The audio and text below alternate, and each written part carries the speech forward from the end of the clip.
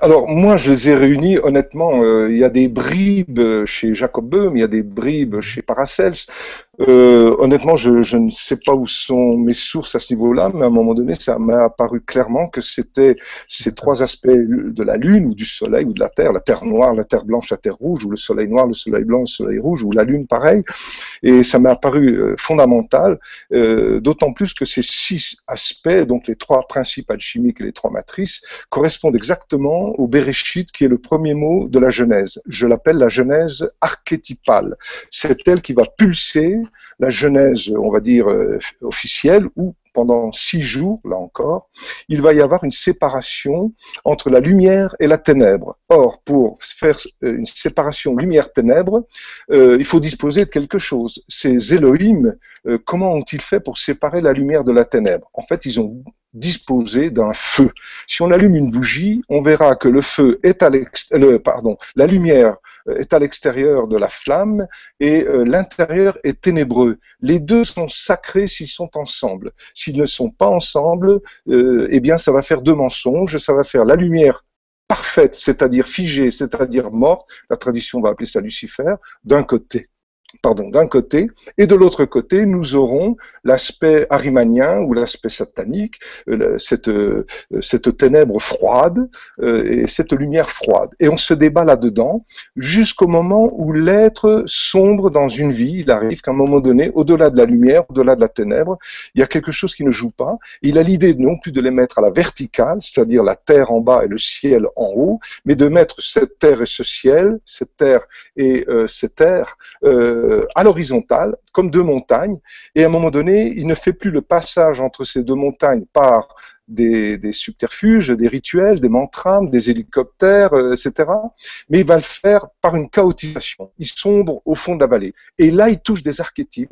Là, il va toucher quelque chose d'insoluble. Et l'insoluble est la clé du feu secret.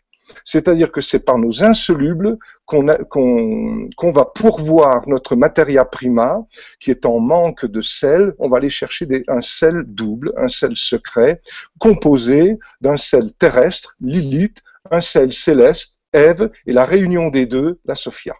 Donc alors, qu'est-ce que vous appelez, pardon de vous couper, Tony, qu'est-ce que vous appelez nos insolubles? Est-ce que ce qui est insoluble, c'est ce qui ne se dissout pas? Donc, c'est quoi? Ça correspond à notre part d'ombre, comme dirait Jung, ou est-ce que ça n'a rien à voir? Oui.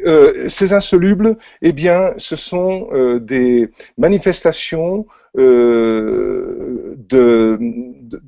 solution qui arrive plus tôt que ce qu'on imagine. C'est quelque chose, on a beau tourner autour, c'est pas ces insolubles qui doivent changer, c'est nous qui devons changer par rapport à ces insolubles. Il y a des événements de la vie, on en a 2-3 dans une vie qui nous fracassent bien, Dieu merci. Eh bien, ce sont ces fracas qui vont permettre de sombrer. Alors, c'est sûr, il peut y avoir dépression, il peut y avoir suicide, il peut y avoir... Ok, on peut voir ça. Mais en vérité, c'est une souffrance qui masque nos insolubles. On les appelle comme ça. Mais ces insolubles se révèlent être le pilier central de notre libération.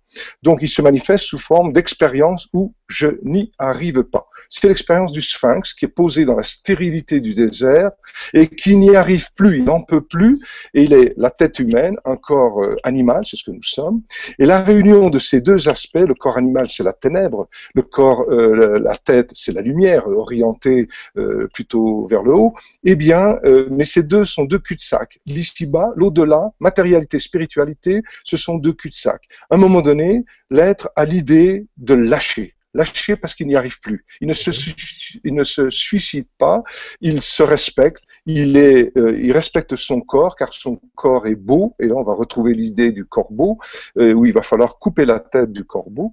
Eh bien, il y a l'idée qu'à un moment donné, l'être n'y arrive pas. Et dans ce « je n'y arrive pas », il y a quelque chose, en acceptant ces dualités, et en plus on n'a aucun mérite, puisqu'on n'a pas le choix, eh bien, il y a quelque chose qui s'allume au niveau du sternum, au niveau du sanctuaire du cœur, et c'est là où la Sophia peut commencer à poindre. Si on reprend le symbole du sphinx en Égypte, à Gizeh, eh bien, on verra que tout est en pierre calcaire, tête et corps, donc ça veut dire périssable avec le temps, Par contre, la réunion de ces deux périssables allume en nous un impérissable. On ne sait pas où le loger mentalement, émotionnellement au niveau de nos actes, mais il est là. C'est un trouble intérieur, un rien, un enfant vierge de connaissance, une forme de trisomie 21, si je peux me permettre. Et là, il y a un shin, un feu qui commence à se mettre en mouvement. C'est symbolisé sur ce sphinx par cette plaque de granit qui n'est pas évidemment de la pierre calcaire, et derrière, il y a un couloir qui mène dans les sous-sols de la grande pyramide de Khéops, c'est-à-dire dans la chambre souterraine. Ça, c'est l'entrée intérieure. L'entrée extérieure se fait sur la face nord, là où il n'y a pas de soleil, c'est-à-dire que le Dieu extérieur nous abandonne. C'est dans cet abandonnement divin que l'être trouve l'entrée qui se situe au niveau de la 17e assise, c'est-à-dire le 1 rappelle le sphinx, et le 7 qui est la materia prima, la grande pyramide. Le sphinx, c'est le feu secret, et la materia prima, c'est la grande pyramide. On trouve toujours cette association des deux, donc on peut le voir avec les trois matrices comme étant le feu secret, et les trois principes alchimiques comme étant la materia prima.